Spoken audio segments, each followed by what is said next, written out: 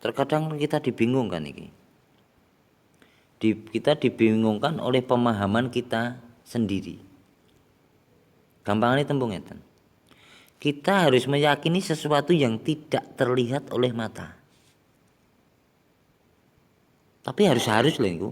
Kita harus yakin. Niku bingung mboten?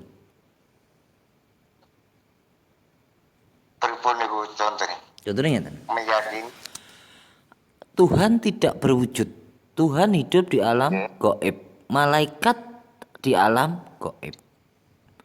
Sukmo di alam gaib. Jiwa leluhur di alam gaib. Jin di alam gaib. Tapi kita harus meyakini. Niku saged ditampilin dereng niki. nggih. Mulai di dalam firman Allah teng Quran niku kita umat Islam, umat Kanjeng Nabi itu harus meyakini hal-hal gaib. Kita harus meyakini kabar gaib. Kita harus meyakini kehidupan alam gaib. Nggih to niku? Nggih. Tapi kenyataannya Pak Di, niki kenyataannya mana? Kita itu sebenarnya dibingungkan dengan pemahaman kita sendiri. Arep yakin piye wong ora ketok, ora enek kok kon yakin. Mula munculnya kelompok-kelompok ateis. Orang yang mencari kebenaran tentang Tuhan. Jatuh teng Nabi Musa alaihi salam, pengen mengetahui Tuhan. Loh, pada umumnya loh Pak De. Kita meyakini kan kalau kita lihat. Nggih to niki. Iki roti, ya iki roti aku ngerti kok. Rasa tok kandhane aku wis ngerti. Aku yakin iki roti dudu telek. Makanya Allah memberikan dua pandangan cara mata hati, mata batin niku untuk melihat hal-hal yang tidak bisa dilihat dengan mata di kepala. Mulane pangapunten, harusnya kula jenengan niku malah matur nuwun rikala enten bola-bola sedulur-sedulur niku yang bisa melihat dengan mata batin sehingga kita bisa mengetahui kebenaran tentang alam gaib. Rumah masa depan kita. Alam gaib kan jadi hunian kita nantinya. Nggih. Jadi pangapunten, banyak ustadz sakniki pun juga tidak meyakini dengan pandangan mata batin.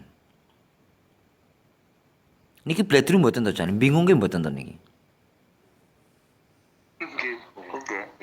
Bingung ki. Yang akhirnya terus alam napa?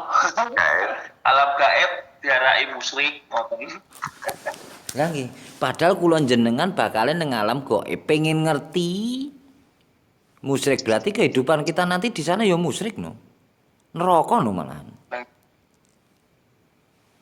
Berarti dia itu mengingkari tentang kehidupan dia nanti. Nggih.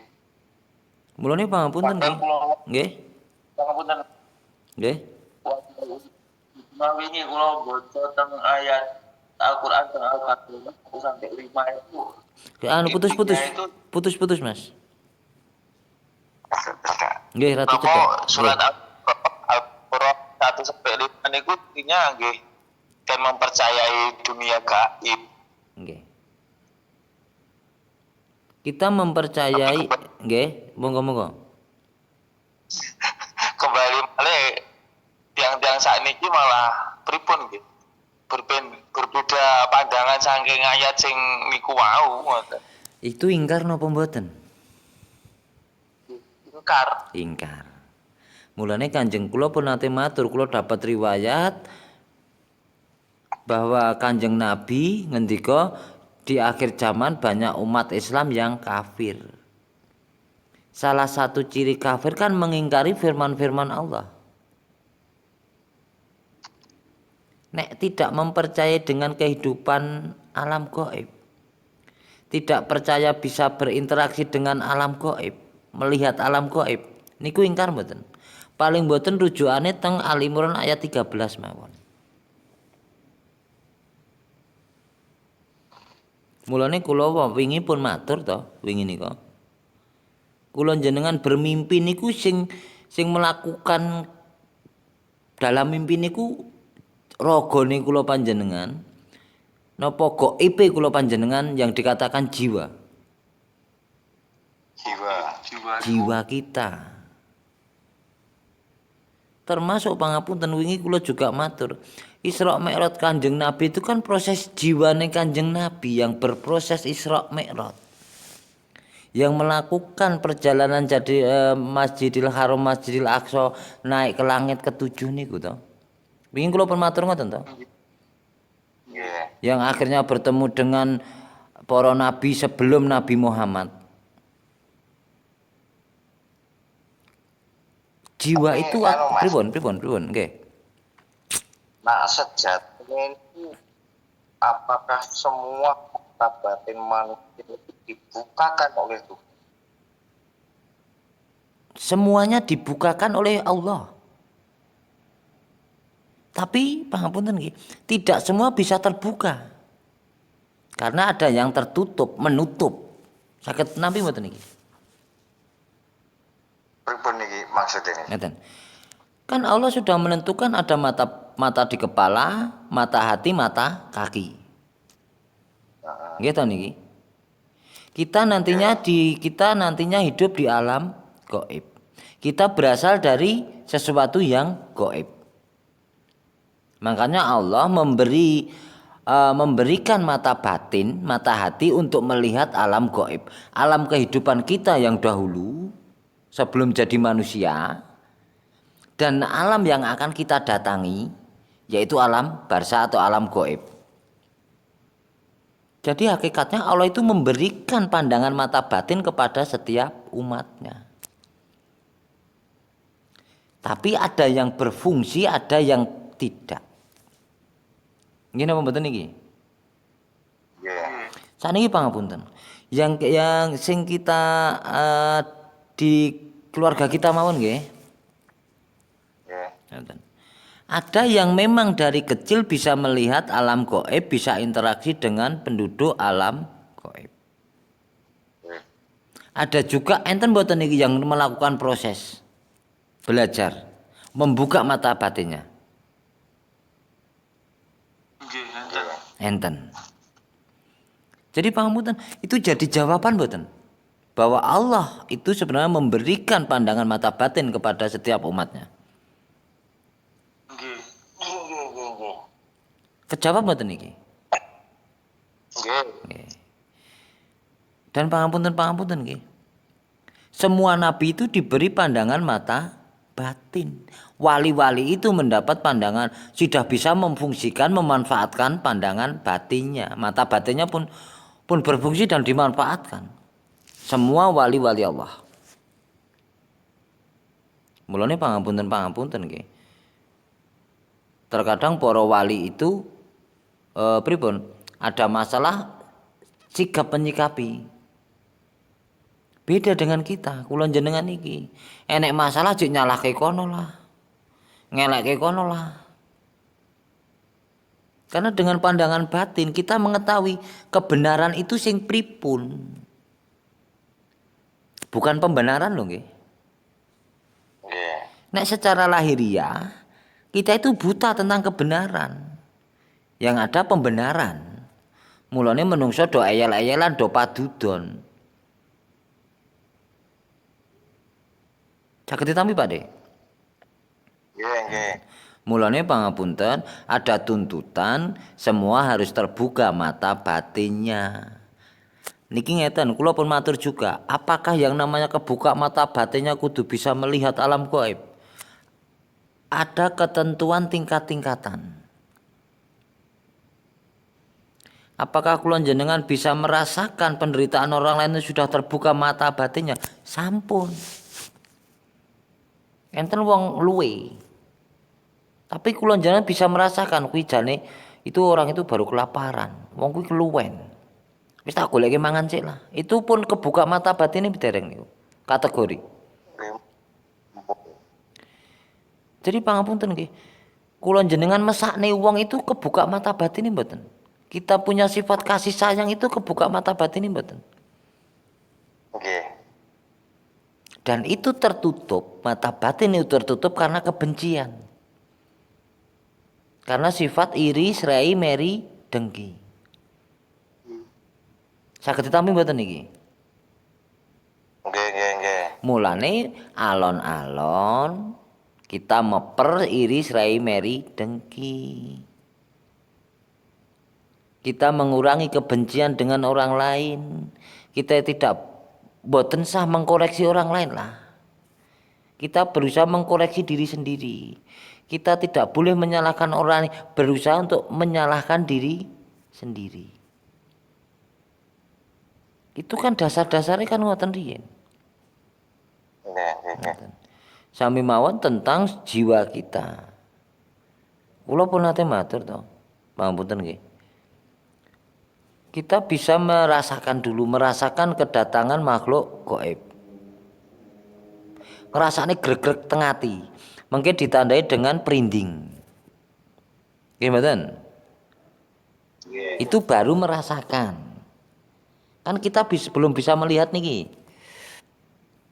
Setelah merinding kita gulawentah, kita telateni, kita latih, pangapunten, kita nanti bisa melihat. Setelah melihat, kita bismillah karena Allah, kita semakin ngelatih ibarat lading kula jenengan ungkal. Kita asah. Nanti kita bisa interaksi. Setelah saged interaksi, baru kita bisa memerintah. Jadi pangapunten, sifat manusia itu tidak boleh diperbudak jin. Kita harus memperbudak jin. Lah kita ora mudeng jin kok iso memperbudaki pripun? Saged mboten? Mboten saged. Makanya kita harus tahu tentang jin. Kowe tak budak, kowe kudu tak malu, tak perintah. Mergo derajatmu sak ngisorku. Kan ngoten? Setelah memerintah baru mengketeng proses rogo sukmo. Kita bisa sukmo kita bisa keluar dari raga kita. Kula pun matur kita bandingkan sebagai perbandingan tentang mimpi. Niku wau to? Lah baru mengke dadine moksa. Nek niku wong Jawa ada moksa. Tapi kan di dalam Islam tidak ada istilah-istilah moksa, rogo sukmo, kan mboten enten. Tidak ada. Tapi kula wantun matur bahwa perjalanan Isra Mi'raj Kanjeng Nabi itu sukmone Kanjeng Nabi dengan proses rogo sukmo. Dengan proses tirakat batin sebelum melakukan rogo sukmone Kanjeng Nabi. Terus di Jawa kita mengenal tentang moksa. Di dalam Islam kita mengenal 4 nabi yang diriwayatkan masih hidup. Nabi Isa, Nabi Ilyas, Nabi Idris, Nabi Khidir. Padahal ketentuan Allah manusia mengalami kematian. Nggih to niki? Dan banyak cerita yang menceritakan Nabi Khidir yang di zaman Nabi Musa alaihissalam wali-wali di tanah Jawa. Niku jenengan mengke kula kirimi riwayat tentang pertemuan Nabi Khidir kalih sinten? Mbah Khalil Bangkalan. Pertemuan Nabi Khidir kalih Mbah Hasyim Asy'ari. Mengke kula kirimi. Kula gadah anu niku artikel niku. Terus pangapunten. Jenengan nanti buka napa nggih tausiah dari Habib Lutfi bin Yahya. Beliau bisa bertemu dengan Nabi Khidir alaihissalam. Terus di daerah Pacitan itu namanya Mbah Umar Tumbu. Itu santrine sinten? Santrine Mbah Hasyim Asy'ari. Dan menurut riwayat itu orang kepercayaan Soekarno. Umar Tumbu itu hanya gelar. Karena tinggi telik sandi pada saat penjajahan. Niku diceritakan pangapunten nggih, diceritakan oleh santrine Mbah Umar Tumbu. Niku pernah cerita kali kula ngeten. Mbah Umar Tumbuh itu ada orang seperti berpakaian pengemis. Duduk di bawah menara masjid. Terus Mbah Umar Tumbuh itu kedatangan santrinya. Mbah Umar Tumbuh ngeten. Kok tamuku ora tok kon mlebu mau piye? Ora tak jok mlebu piye? Sinten to Mbah wong niku wong ngemis ngoten kok. Oh. Lah kae mau ya njeng Nabi Khidir ngoten. Santrine mladosi pun mboten enten. Jadi banyak riwayat yang menceritakan tentang masih hidupnya nabi-nabi niku. Niku kategori moksa mboten? Nggih. Nggih. Bingung mboten nek ngeten. Mulane kita harus mengkaji. Kita nek ora mengkaji, kita nek ora membaca mboten saged, Pakde. Mula kula juga matur Iqra bismi rabbika ladzi khalaq perintah Gusti Allah sing diriwayatke teng lantarke malaikat Jibril teng Nabi Muhammad. Apakah Nabi Muhammad menerima buku Al-Qur'an napa hanya suara? Niku juga tinggi sinau lho, Pakde. Nek hanya suara terus yang diwaca apa kecuali nek malaikat Jibril memberi sebuah buku terus Nabi Muhammad kan maca wacanen iki. Ya patut kita membaca buku niku. Mungkin istilahnya ada kata-kata melih Al-Qur'an itu Nabi Muhammad kan Al-Qur'an berjalan. Enten yang mengatakan ngoten. Tapi ketika mengatakan Nabi Muhammad Al-Quran berjalan, kenapa kok tidak mengikuti akhlak mulia budi pekertine beliau Kanjeng Nabi? Malah mengingkari apa yang dilakukan Kanjeng Nabi. Contohnya sakniki ngeten mawon lah. Niki sing lagi tren teng Indonesia niki pangapunten nggih. Nek Habib gaene mitnah ngisin-isin nyo-nyo ngelelek niku sesuai karo ajaran Kanjeng Nabi mboten niku? Mboten. Jadi pangapunten nggih, Habib sing ngoten niku malah seperti membunuh, menghancurkan Nabi. Kan bertolak belakang to niki. Nggih. Kanjeng Nabi niku diriwayatkan santun. Pangapunten nggih. Kanjeng Nabi niku diriwayatkan lembah manah. Tapi nek keturunan beliau uraan, kasar. Kanjeng Nabi niku tidak pernah menghina. Nek keturunannya menghina orang lain, memfitnah, niku pripun niku? Bingung mboten?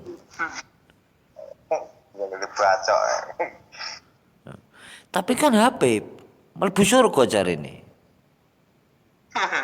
Loh, padahal surga niku ya patut mboten itu niki. Sing dienggo sangu apa gelar Habibnya? Wong sing dienggo sangu akhlak mulyane kok. Jadi sholat itu mboten saged dienggo sangu mlebu surga. Ning akibat dari sholat itu, manfaat dari sholat niku sing saged dienggo mlebu surga. Ngoten nggih. Kula jenengan maca kitab suci Al-Qur'an niku kitab suci Al-Qur'an mboten saged dienggo mlebu surga. Tapi isi dari Al-Qur'an niku yang kita lakukan niku akibat dari kita melakukan isine Qur'an niku dienggo mlebu surga. Akhirnya kita butuh ada apa butuh isi?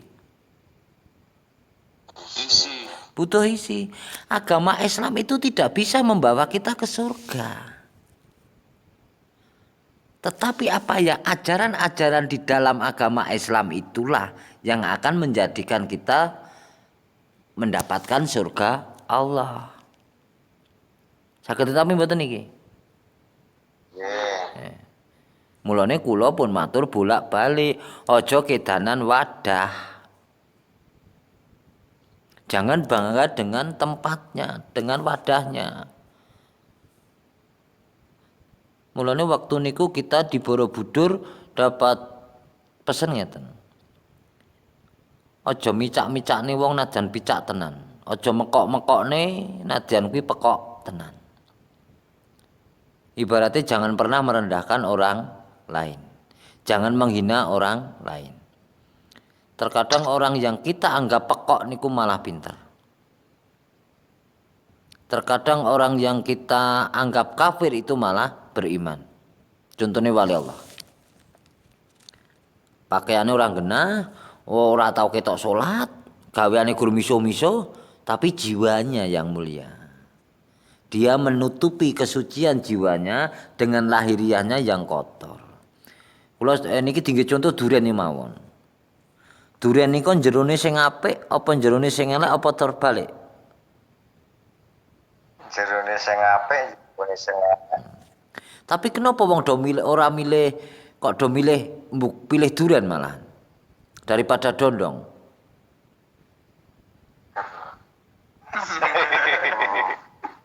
Logis mboten iki?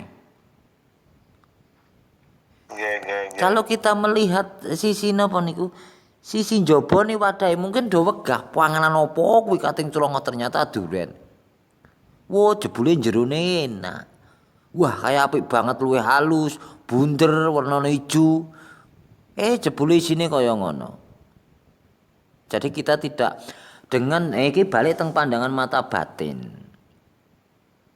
Jadi ampun tertipu daya dengan penglihatan mata di kepala. Karena dengan mata batin kita akan menemukan kebenaran dan yang hak dan yang batil. Mulanya Kanjeng Nabi berpesan, Dajjal itu hanya bisa dilihat dengan kasat mata. Dajjal itu hanya bisa dilihat dengan mata batin. Karena Dajjal itu juga ahli sholat, ahli puasa, maca Quran. Bahkan diriwayatkan Dajjal itu lebih pinter, lebih memahami Quran. Karena kepahaman itu akhirnya menyesatkan umat. Saged ditampi mboten niki?